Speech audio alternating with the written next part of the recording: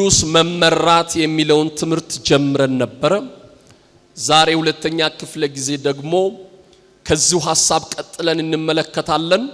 ጥቂት ደቂቃ ባለፈው ላልነበራችሁ ሰዎችም እንዲሁም ትንሽ ባለፈው ያየነውን ሐሳብ ትንሽ ነገር እናገራችኋለሁ። ባለፈው ጊዜ በመንፈስ ቅዱስ መመራት የሚለውን ትምህርት ስንጀምር መንፈስ ቅዱስ ማን ነው የሚለውን ስለ መንፈስ ቅዱስ መጽሐፍ ቅዱሳዊ የሆነውን ትርጉም አንስተን ነበር ትምህርታችንን እየጀመርነው።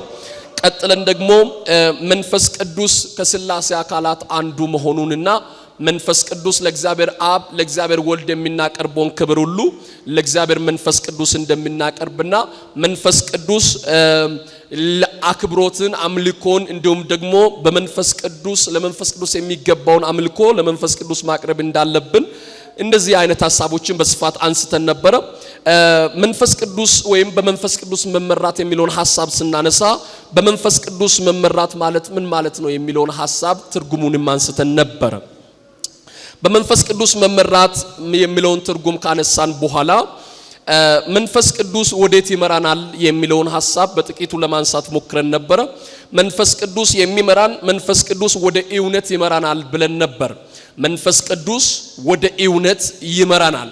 ባለፈው እንዳነበብነው በሮሜ መጽሐፍ ላይ ያለውን ክፍል መሰረት አድርገን ነበር ትምህርታችንን ጀመርነው። ሮሜ መጽሐፍ ምዕራፍ 8 ቁጥር 5 ጀምሮ እስከ 14 ያለውን ክፍል አንብበን ምዕራፍ 8 ቁጥር 14 ያለውን ሐሳብ መሰረት አድርገን ነው ትምህርታችንን የቀጠልነው። መንፈስ ቅዱስ ይመራል። መጽሐፍ ቅዱስ እንደሚናገረው በእግዚአብሔር መንፈስ የሚመሩ እነዚህ የእግዚአብሔር ልጆች ናቸውና ስለሚል በእግዚአብሔር መንፈስ ስለመመራት ስናነሳ መንፈስ ቅዱስ ይመራናል ካልን መንፈስ ቅዱስ ወዴት ነው የሚመራን ብለን ስንል መንፈስ ቅዱስ ወደ እውነት ይመራናል ብለናል። በሁለተኛ መንፈስ ቅዱስ ፍቃዱ ወዳለበት ይመራናል ብለናል። የርሱ ፍቃድ ወዳለ ፍቃዳችን ወዳለበት ሳይሆን ፍቃዱ ወዳለበት፣ ሐሳባችን ወዳለበት ሳይሆን ሐሳቡ ወዳለበት፣ ደስታችን ወዳለበት ሳይሆን ደስታው ወዳለበት መንፈስ ቅዱስ ይመራናል። እኛም ብቻ ሳይሆን ሐዋርያቶችም በመንፈስ ቅዱስ አመራር ውስጥ ሆኖ አገልግሎታቸውን እንደፈጸሙም ጭምር በስፋት ለማንሳት ሞክረናል። በሶስተኛ ደረጃ መንፈስ ቅዱስ ወዴት ይመራል? መንፈስ ቅዱስ ወደ ቀና መንገድ ይመራናል ብለናል። ወደ ትክክለኛ መንገድ መንፈስ ቅዱስ ይመራናል። መንፈስ ቅዱስ ወደ ቀና መንገድ ዳዊት ብሎ እንደተናገረ አንተ አምላክ ነህና ፍቃድህን እንድፈጽም አስተምረኝ፣ መልካም መንፈስ በቀናች መንገድ ይምራኝ ይላል። መንፈስ ቅዱስ በቀና መንገድ ይምራኝ ብሎ ይላል። በአራተኛ ደረጃ መንፈስ ቅዱስ ወዴት ይመራል ብለን ነው የተነጋገርነው? ወደ ጽድቅ መንገድ ይመራናል ብለናል። መንፈስ ቅዱስ ወደ ጽድቅ ይመራናል ብለናል። መጽሐፍ ቅዱስ በመዝሙረ ዳዊት 143 ቁጥር 10 ላይ አንተ አምላክ ነህና ፍቃድህን ለማድረግ አስተምረኝ፣ ቅዱስ መንፈስ በጽድቅ መንገድ ይምራኝ ይላልና በጽድቅ መንገድ መንፈስ ቅዱስ ይመራል ብለን ስለ መንፈስ ቅዱስ አመራር መንፈስ ቅዱስ ወዴት ይመራል የሚለውን ሐሳብ ለማንሳት ሞክረን ነበር። በተጨማሪ መንፈስ ቅዱስ በብሉይ ኪዳን እንዴት ነበር የሰራው የሚለውን ሐሳብም ደግሞ ጥቂት ነገር ለማየት ሞክረን ነበር። በመቀጠል በብሉይ ኪዳን መንፈስ ቅዱስ በሰው እንዴት እንደሰራበት በብሉይ ኪዳን ዘመን በአዲስ ኪዳን አሁን መንፈስ ቅዱስ ከሚሰራው አሰራር በተለየ በብሉይ ኪዳን መንፈስ ቅዱስ እንዴት ጥቂት ነገሮችን በማንሳት መንፈስ ቅዱስ በብሉይ ኪዳን በአንዳንድ ሰዎች ውስጥ በመኖር ሰዎችን በጥበብ ይሞላቸው እንደነበረና በአንዳንድ ሰዎች አልፎ አልፎ እግዚአብሔር የልቡን ሐሳብ ለመፈጸም በሚፈልጋቸው ሰዎች ሕይወት ላይ መንፈስ ቅዱስ በውስጣቸው ይኖር እንደነበረ ልክ እንደ አዲስ ኪዳን በጌታ ኢየሱስ ክርስቶስን ባመኑ ሰዎች ውስጥ በሁላችንም እንደሚኖር ሳይሆን በብሉይ ኪዳን በጥቂት ሰዎች ላይ አልፎ አልፎ እግዚአብሔር የራሱን ሐሳብና ፕሮግራም ለመፈጸም በሚፈልጋቸው ሰዎች ላይ መንፈስ ቅዱስ ይሰራባቸው እንደነበረ አንስተን ጥቂት 1 2 3 4 ሐሳቦችን አንስተን ነበር። በመንፈስ ቅዱስ በብሉይ ኪዳን በሰው ሕይወት ላይ እንዴት ተሰራ የሚለውን ነገር ስናነሳ በብሉይ ኪዳን መንፈስ ቅዱስ በሰው ሕይወት ተሰራበት አንዱ መንገድ አንዳንድ ሰዎችን ጥበበኞች ያደረገ ይሰራ እንደነበር አነሳን። ሁለተኛ አንዳንድ ሰዎችን ይመራቸው ነበር መንፈስ ቅዱስ በብሉይ ኪዳን መንፈስ ቅዱስ ይመራቸው እንደነበር ያነሳን።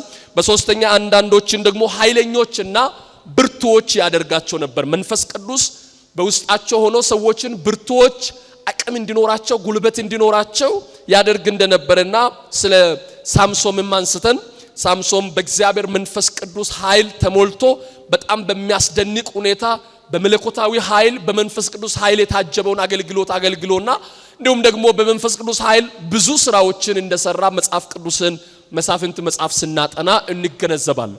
ከነዛ መካከል አንዱ ሳምሶን ወደ ጋዛ ሲሄድ እንመለከታለን። ምዕራፍ 14 ላይ ምዕራፍ 16 ላይ ስትመለከቱ መሳፍንት መጽሐፍ ላይ ባለፈው ስናነሳ ምዕራፍ 14 ቁጥር 5 እስከ 6 ሳምሶን አባቱንና እናቱ ወደ ተመና ወረዱ። በተመናም ወዳለው ወደ ወይኑ ስፍራ መጡ። እነሆም የአንበሳ ደቦል እያገሳ ወደ እርሱ ደረሰ። የእግዚአብሔር መንፈስ በእርሱ ላይ በኃይል ወረደበት ይላልና እንግዲህ ጠቦት እንደሚቆራረጥ በእጁ ምንም ነገር ሳይኖረው ቆራረጠው። ያደረገውንም ለአባቱና ለእናቱ አልነገረም ይላልና ይሄ ሰው አንበሳን እስከሚቆራረጥ ድረስ አንበሳ ነው እንግዲህ የሚለው መጽሐፍና ባለፈው እንደነገርኳችሁ አንበሳን እንዲቆራረጥ መንፈስ ቅዱስ ኃይል እንደሰጠውና በመንፈስ ቅዱስ ኃይል ታጅቦ ይህንን ትልቅ ስራዎችን እየሰራ እንዳለፈ ሳምሶን ሲባል በጣም ግዙፍ የሆነ ሰውዬ ከዚህ በር መውጣት የማይችል አይነት ሰው ምናምን አድርጋችሁ አታስቡ። ኖርማል እንደናንተ አሁን እንደዚህ ጉባኤ ውስጥ እንዳለ አይነት ሰው ያለ ሰው ነውና ቁመቱ 4 ሜትር 5 ሜትር ምናምን የደረሰ ሰው እንዳይመስላችሁ ልክ እንደኛ ያለ ሰው ነው። ግን ሰውየውን ልዩ ያደረገው የእግዚአብሔር መንፈስ ነበረ። ደካማ ነበር፣ ብርቱ አደረገው። አቅም አልነበረውም፣ አቅም እንዲኖረው ብርታት እንዲኖረው አደረገ።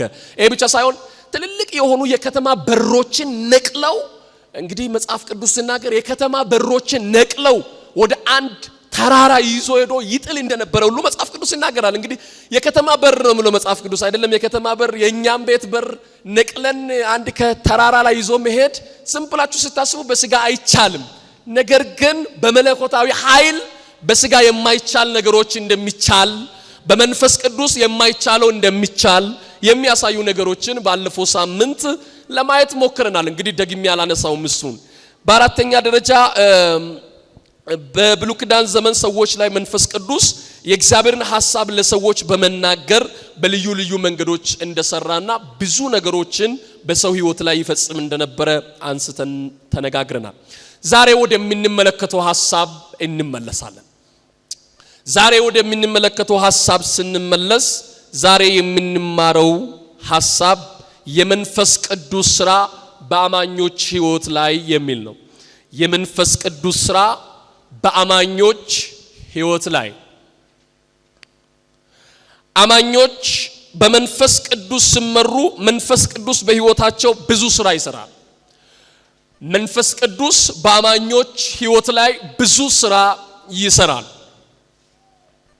አማኞች በእግዚአብሔር መንፈስ ቅዱስ ቁጥጥር ውስጥ ሲሆኑ በመንፈስ ቅዱስ አመራር ውስጥ ሲመላለሱ መንፈስ ቅዱስ በአማኞች ሕይወት ላይ ብዙ ሥራ ይሰራል። በአማኞች ሕይወት ላይ የእግዚአብሔር መንፈስ ብዙ ሥራዎችን ይሰራል። ከብዙ ሥራዎች መካከል ደግሞ ዛሬ በጣም ጥቂት ሥራዎችን እንመለከታለን። ይሄንን ሥራ በእናንተ ውስጥ የእግዚአብሔር መንፈስ ሁሉ ጊዜ ሊሰራ የሚፈልግ ሥራ ነው። መንፈስ ቅዱስ በውስጣችሁ አለ። ከኛ ጋር መንፈስ ቅዱስ ለዘላለም ይኖራል። ይህ በውስጣችን ያለው የእግዚአብሔር መንፈስ ደግሞ በእኛ ሕይወት ከሚሰራው ሥራ መካከል አንደኛና የመጀመሪያ የእግዚአብሔር መንፈስ ወደ አብ መቅረብ እንድንችል ያደርጋል። በውስጣችን ያለው የእግዚአብሔር መንፈስ በአንደኛ ደረጃ ወደ አብ ወይም ወደ እግዚአብሔር መቅረብ እንድንችል ያደርጋል። መንፈስ ቅዱስ ወደ እግዚአብሔር መቅረብ እንድንችል የሚያደርገንና ወደ እግዚአብሔር እንድንቀርብ አቅም የሚሰጠን በጸሎት ሊሆን ይችላል፣ በአምልኮ ሊሆን ይችላል። የእግዚአብሔርን ፊት ለመፈለግ ወደ እግዚአብሔር እንድትቀርቡና የእግዚአብሔርን ፊት እንድትፈልጉ አቅም የሚሰጣችሁና የሚረዳችሁ መንፈስ ቅዱስ ነው። የእግዚአብሔር ቃል ሲናገር እንደዚህ ይላል፣ ሁላችንም በእርሱ አማካይነት በአንዱ መንፈስ ወደ አብ መቅረብን እንችላለን ይላል ኤፌሶን 8 ላይ። ኤፌሶን ምዕራፍ 2 ቁጥር 18 ላይ ሁላችንም በእርሱ አማካይነት በአንዱ መንፈስ ወደ አብ መቅረብ እንችላለን። ወደ አብ መቅረብ እንችላለን። በመንፈስ ቅዱስ አማካይነት ወደ አብ መቅረብ እንችላለን። በውስጣችን ያለው የእግዚአብሔር መንፈስ በእናንተ ውስጥ ያለው የእግዚአብሔር መንፈስ አንዱ በእናንተ ሕይወት ከሚሰራው ሥራ አንዱና የመጀመሪያው ወደ እግዚአብሔር እንድንቀርብ ማድረግ ነው። የእግዚአብሔርን ፊት መፈለግ እንድንችል ማድረግ ነው። ወደ እግዚአብሔር ፊት እንድንቀርብ ያደርገናል። ወደ እግዚአብሔር ፊት ቀርበን ፊቱን እንድንፈልግ ያደርገናል የእግዚአብሔር መንፈስ። በብሉይ ኪዳን ዘመን ሰዎች በኃጢአታቸው ምክንያት ወደ እግዚአብሔር መቅረብ አይችሉም ነበር። በደንብ ጮክ ብላችሁ እንድሰሙ ይፈልጋለሁ። በብሉይ ኪዳን ዘመን ሰዎች በኃጢአታቸው ምክንያትና በኃጢአት ምክንያት ሰው ሁሉ የኃጢአትን የመጨረሻ ይቅርታ በክርስቶስ ኢየሱስ ስላላገኘ በብሉይ ኪዳን ዘመን ሰዎች በእግዚአብሔር ፊት የመቆም አቅም አልነበራቸውም። በእግዚአብሔር ፊት የመቅረብ አቅም አልነበራቸውም። በእግዚአብሔር ፊት ቆሞ የመጸለይ አቅም አልነበራቸውም። እግዚአብሔር ሆይ ብሎ የመጥራትም አቅምም ጉልበትም አልነበራቸውም። በሚገርማችሁ አይነት ሁኔታ የብሉይ ኪዳን መጽሐፍ እንደሚያስተምረን አንድ ሰው እንኳን ኃጢአትን ቢሰራ በእግዚአብሔር ፊት የበደለኝነት ስሜት ከተሰማው ወደ አንድ ካህን ነው የሚሄደው፣ ወደ አንድ ካህን ነው የሚቀርበው እንጂ ወደ እግዚአብሔር አይቀርብም። ወደ አንድ ካህን ቀርቦ ችግሩን ይናገራል። እንደዚህ አይነት ችግር አለብኝ፣ እንደዚህ ጌታን አሳዝኛለሁ፣ እንደዚህ አይነት በደል ፈጽሜያለሁ ብሎ እንዲሁም ደግሞ ወደ እግዚአብሔር ፊቱን ማቅናት ሲገባ ፊቱን የሚያቀና ወደ ካህን ነው። የሱን ነገር ተቀብሎ ካህኑ ነው ወደ እግዚአብሔር የሚቀርበው። ይገርማችኋል። አንድ ሰው አንድም ሺህ ሰው 2000 10,000 ህዝብ ይሁን ያ ህዝብ ቀጥታ የሚሄደው ወደ እግዚአብሔር አይደለም፣ ከእግዚአብሔር ጋር ወደሚያገናኛቸው ሰዎች ወይም ወደ ካህናት ነው የሚሄዱት። እነዛ ሰዎች ደግሞ እነዛን ሰዎች የተናገሩትን ኃጢአትና በደል ወስደው ካህናቶች በእግዚአብሔር ፊት ቆመው ስለዛ ጉዳይ በእግዚአብሔር ፊት ይጸልያሉ። እግዚአብሔር ስለነሱ እንዲታረቅላቸውና ጸሎታቸውን እግዚአብሔር እንዲሰማ መካከለኛ ሆኖ በእግዚአብሔር ፊት የሚያቀርቡ ሰዎች ነበሩ እነዛ ካህናቶች። ያ ስራና ያ ስርዓት ኢየሱስ ክርስቶስ በመስቀል ላይ በሰራልን ስራ አማካይነት ኢየሱስ ክርስቶስ በቀራንዮ መስቀል ላይ ሞቶ ያንን በእግዚአብሔርና በእኛ መካከል የነበረውን እኛ ወደ እግዚአብሔር እንዳንቀርብ ግድግዳ የነበረውን ያን የኃጢአትን ግድግዳ አፈረሰና እግዚአብሔር አምላክ ፊት መቅረብ የምንችልበትን አቅም በክርስቶስ ኢየሱስ አማካይነት በመንፈስ ቅዱስ በኩል ወደ አብ መቅረብ የምንችልበትን መንገድ ጌታ ኢየሱስ ከፈተልን። ክብር ለኢየሱስ ይሁን። አሜን የሚባለው ይሄ ስለሆነ በደንብ አሜን በሉ አንድ ጊዜ። አሁን ወደ አብ ለመቅረብ የሆነ ካህን ጋር አትሄዱም። በውስጣችሁ ያለው የእግዚአብሔር መንፈስ ቀጥታ እናንተ ከአብ ጋር እንድትገናኙ ያደርጋችኋል። ፊቱን ፈልጋችሁ ጌታው ፊትን ፈልጋለሁ አንተን ፈልጋለሁ ካላችሁ የማንን ፍለጋ አትሄዱም። በውስጣችሁ ባለው በመንፈስ ቅዱስ አማካይነት ወደ አብ መቅረብ የምትችሉበትን አቅም ታገኛላችሁ። አንዳንድ ጊዜ በእግዚአብሔር ፊት ለመጸለይ እንዲሁም ደግሞ የእግዚአብሔርን ፊት ለመፈለግ እየፈለጋችሁ አቅም በሚታጡበት ጉልበት በሚታጡበት ጊዜ እንኳን መንፈስ ቅዱስ ወደ አብ መቅረብ እንድትችሉ ፊቱን መፈለግ እንድትችሉ አቅምና ጉልበት ይሰጣችኋል። በእግዚአብሔር መንፈስ ቅዱስ ቁጥጥሩ ስትሆኑ አንዱ የእግዚአብሔር መንፈስ በሕይወታችሁ የሚሰራው ስራ ወደ እግዚአብሔር እንድትቀርቡ ያደርጋችኋል። ዓለም ስጋ የተለያዩ የዚህ ዓለም ውጊያዎች ከእግዚአብሔር እንድትርቁና እንድትሸሹ ሲዋጋችሁ የእግዚአብሔር መንፈስ ግን ወደ አብ መቅረብ እንድትችሉ አቅም ይሰጣችኋል። ክብር ለኢየሱስ ይሁን። ስቀኛችሁን ከፍ ታደርጋላችሁ። እኔ በሉ አንድ ጊዜ በመንፈስ ቅዱስ አማካይነት ወደ አብ መቅረብ ይችላለሁ በሉ አንድ ጊዜ። ወደ አብ መቅረብ እንድትችሉ ፊቱን መፈለግ እንድትችሉ የሚያደርገው የእግዚአብሔር መንፈስ ነው። የእግዚአብሔር መንፈስ በሚገርማችሁ አይነት ሁኔታ ጸሎት እንኳን ለመጸለይ በብሉይ ኪዳን እኔ ይገርመኛል። የብሉይ ኪዳንን ጌታ ኢየሱስ ክርስቶስ በመስቀል የጨረሰልንን ስራ ስናስብ በጣም ነው የሚያስደንቀው። ኢየሱስ ክርስቶስ የሰራልን ስራ ስናስብ በጣም እንደነቃለን። እኛ ኃጢአተኞች እኛ በደለኞች በጣም በኃጢአት ተቆሸሽን ሰዎች እኛን አጥቦን በደሙ አንጽቶን በእግዚአብሔር ፊት መቆም የምንችልበትን አቅም የሰጠን ጌታ ኢየሱስ ስሙ ይባረክ። እባካችሁን በደንብ ጩሁና አሜን በሉ አንድ ጊዜ። በእግዚአብሔር ፊት መቅረብ የምንችልበት መጸለይ የምንችልበት ፊቱን መፈለግ የምንችልበትን አቅም አገኘን በመንፈስ ቅዱስ አማካይነት። እነ ዳንኤል እንኳን በእግዚአብሔር ፊት ለመቅረብ ለመጸለይ ወደ ሰማይ ፊታቸውን አንስቶ ለመጸለይ ስለማይችሉ መስኮቶቻቸውን ወደ ኢየሩሳሌም ከፍቶ ይጸልዩ ነበር። ምክንያቱም ጸሎታችን ከኢየሩሳሌም ከዛ ከቤተ መቅደስ በኩል ይሰማል ተብሎ ስለሚታመን ቤታቸው ላይ ቁጭ ብሎ መጸለይ አይችሉም። እንደዚህ ወደ ላይ መጸለይ አይችሉም። ቀጥታ ወይም ኢየሩሳሌም ሄደው ወይም ኢየሩሳሌም መሄድ ካልቻሉ ደግሞ በቤታቸው ሆነው በራቸውንና መስኮታቸውን ወደ ኢየሩሳሌም ከፍቶ ነበር የሚጸልዩት። ይገርማችኋል ዛሬ በእግዚአብሔር ልጅ በክርስቶስ ኢየሱስ አማካይነት ሰማይ በእናንተ አንጻር ተከፍቷል። ጉባኤ ሰምቶ ከሆነ በደንብ አሜን ይበለኝ በኢየሱስ። አሁን ከፍታችሁ የምጸልዩት መስኮት የለም። በኢየሱስ ክርስቶስ ስራ በመንፈስ ቅዱስ አማካይነት ሰማይ ተከፍቶላችኋል። እግዚአብሔር አምላክ በቤታችሁ የምትጸልዩትን ጸሎት በሰማይ ሆኖ ይሰማላችኋል። በደንብ ጮና አሜን ይበሉኝ አንድ ጊዜ። ኢየሱስ ክርስቶስ የሰራችሁ ስራ በመንፈስ ቅዱስ አማካይነት ዛሬ አባቴ ሆይ ብላችሁ የምትጮውበትን ስልጣን የሰጠው ጌታ ይባረክ። በእናንተ ውስጥ ያለው የእግዚአብሔር መንፈስ ወደ አብ መቅረብ እንድትችሉ ፊቱን መናፈቅ እንድትችሉ ሳታፍሩ ነው ሳትሸማቀቁ በእግዚአብሔር ፊት መቅረብ የሚችሉበትን ድፍረት የሚሰጠው እርሱ መንፈስ ቅዱስ ነው። አቅም ይሰጣችኋል። ፊቱን እንድትፈልጉ አቅም ይሰጣችኋል። ፊቱን እንድትፈልጉ ጉልበት ይሰጣችኋል። ከፊቱ ስትሸሹ ወደ ኋላ ስታፈገፍጉ ና ልጄ ወደ እግዚአብሔር ቅረብ እያለ በውስጥ ሆኖ ይጮሃል። ስትደክም ይናገራል። ደክመሃል እኮ አቅም አጥተሃል እኮ እያለ ይናገራችኋል። ወደ ፊቱ እንድትቀርቡ ያደርጋችኋል። የእግዚአብሔር መንፈስ በእግዚአብሔር መንፈስ ቁጥጥር ውስጥ ሆናችሁ በመንፈስ ቅዱስ አመራር ውስጥ ስትመላለሱ የእግዚአብሔር መንፈስ ሁሉ ጊዜ ወደ እግዚአብሔር የምትቀርቡትን አቅም ይሰጣችኋል። ሁለተኛ የእግዚአብሔር መንፈስ በሕይወታችሁ የሚሰራው ስራ የእግዚአብሔር መንፈስ ድካማችሁን ያግዛል። ድካማችሁን ያግዛል። መንፈስ ቅዱስ በአማኞች ሕይወት ከሚሰራ ስራ አንዱ ድካማቸውን ማገዝ ነው። ድካማቸውን ማገዝ ይገርማችኋል። መንፈስ ቅዱስ ማንም የማያግዘው ነው የእናንተን ድካም የሚያግዝ። ማንም ሊሸከም የማይችለውን ድካማችሁን የሚሸከም ስትደክሙ በእናንተ ፊት የማይነበበውን በልባችሁ ያለውን ድካማችሁን የሚረዳ አንድ መለኮታዊ ኃይል በውስጣችሁ አለ። አንድ መለኮታዊ ኃይል በውስጣችሁ ላይ አለ። ያ ኃይል ሁሉ ጊዜ ድካማችሁን ያግዛል። መጽሐፍ ሲናገር እንደዚህ ይላል በሮሜ መጽሐፍ ምዕራፍ 8 ላይ ቁጥር 26 እንዲሁም ደግሞ መንፈስ ድካማችንን ያግዛል ይላል። መንፈስ ቅዱስ ድካማችንን ያግዛል።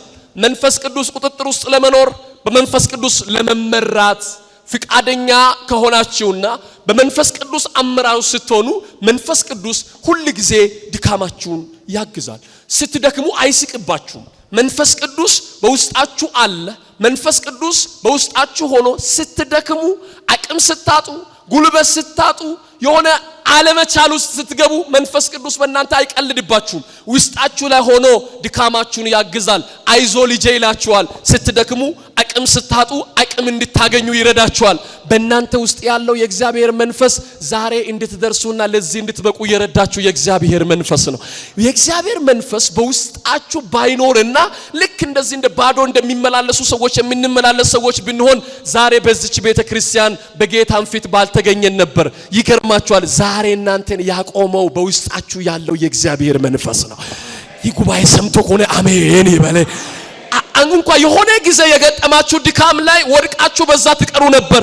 በዛ ወድቃችሁ እንዳትቀሩ የደገፋችሁ የእግዚአብሔር መንፈስ ነው። ያ ጊዜ ላይ ስታዝኑ ብቸኝነት ሲሰማችሁ በብዙ አይነት ሁኔታና ውጣ ውረዱ ስታልፉ ሰዎች ከዙሪያችሁ ስርቁ ሲበተኑ የሚረዳችሁና የሚያግዛችሁ ስታጡ የልባችሁን የሚረዳና የሚሰማና መልስ የሚሰጠው ሰው ስታጡ ውስጣችሁ ላይ ግን አንድ ኃይል አለ። እሱ ለእናንተ አቅም ይሆንላችሁ፣ ለእናንተ ጉልበታችሁ ይሆንላችሁ። እመኑ። ይገርማችኋል። አንድ ምስጢር ልንገራችሁ። የእግዚአብሔር መንፈስ ስትደክሙ የእግዚአብሔር መንፈስ በዛ ድካም እንዳትቀጥሉ ውስጣችሁ ላይ ሆኖ ይጮሃል፣ ይናገራል፣ ያወራል።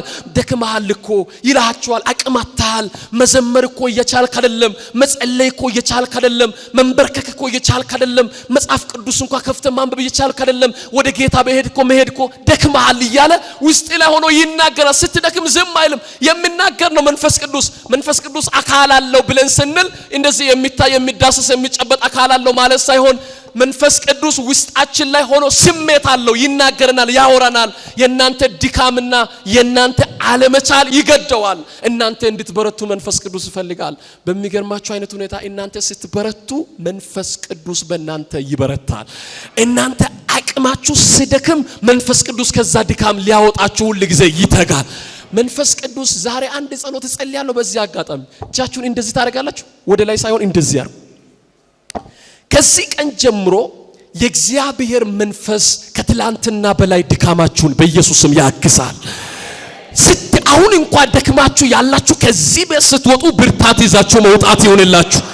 አልሰማችሁኝም በጌታ በኢየሱስም ከዚህ ቤት ዛሬ ስትወጡ ኃይልን ይዛችሁ መውጣት ይሆንላችሁ መንፈስ ቅዱስ በኢየሱስም ድካማችሁን ያግዛችሁ እኔን የሚያግዘኝ የለም የምትሉትን መንፈስ ቅዱስ ያግዛችሁ አቅም የለኝም የምትሉትን መንፈስ ቅዱስ አቅም ይስጣችሁ መጽሐፍ ሲናገር እንደዚህ ይላል መንፈስ ቅዱስ ድካማችሁን ያግዛል እንደምል ስትደክሙ እህቶች እግዚአብሔር ያግዛችሁ ስትደክሙ ወንድሞች እግዚአብሔር ያግዛችሁ መንፈስ ቅዱስ ድካማችሁን ያግዛል አቅም ስታጡ አቅም እንዲኖራችሁ ያደርጋል በእግዚአብሔር መንፈስ አንድ ነገር እየተረዳው ነው ክብር ለኢየሱስ ይሁን ክብር ለኢየሱስ ይሁን ክብር ለኢየሱስ ይሁን መንፈስ ቅዱስ አመሰግንሃለሁ እጃችሁን እንደዚህ ያርጉ እጃችሁን እንዲህ ያርጉ